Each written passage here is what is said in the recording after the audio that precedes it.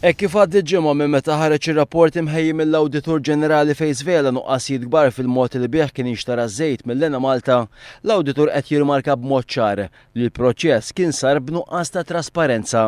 Lura f'Ġunju tas-sena 2011 waqt seduta parlamentari fejn kienu qed jiġu diskussi l-estimi finanzjarji tal-Lena Malta, il-kelliem ewlieni laburista dwar l-ambjent u t-tibdil fil-klima li Brinkat kien għamel talba lill-Awditur Ġenerali biex jinvestiga l-proċess tax-xiri taż-żejt mill-Lena Malta.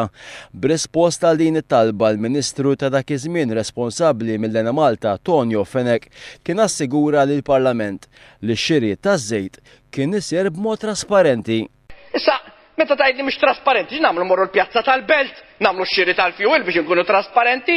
Tonio Fenech kien żied jgħid li ma kellu l-ebda oġġezzjoni illi l-Awditur Ġenerali jinvestiga dan il-proċess. M'għandna l-ebda oġġezzjoni jekk irid l-Awditur Ġenerali jagħmel il-verifiki tiegħu, m'għandna l-ebda oġġezzjoni għal dan imma li nitfgħu dan id-dubju hekk. Tajjeb ġast biex qisna nitfgħu id-dubju fuq il-proċess u ngħidu mhux trasparenti, jiena ma nafx kif irid ikun. Għal Tonio Fenech flok għażel jivverifika dak li talab li Brinkat kien jippreferi jitfa' dubju fuq min għamel it-talba waqt li baqa' jiddefendi l-proċess kif kien qed isir. Nixtieq nassigura l-Onorevoli Joe Brinkat il-proċessu trasparenti.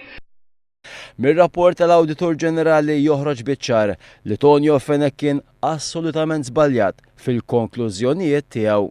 Intant fil-jiem li għaddew l-istess konklużjonijiet il ħarġu mir-rapport tal-Awditur Ġenerali waslu lill-Ministru għall-Enerġija u Konservazzjoni tal-Ilma Ġenerali Mizzi biex jitlob lill-Kummissarju tal-Pulizija jinvestiga jekk seħħewx prattiċi illegali fil-proċess tax-xiri taż-żejt fl-Lena Malta bejn l-2008 u Mejju tas-sena 2011.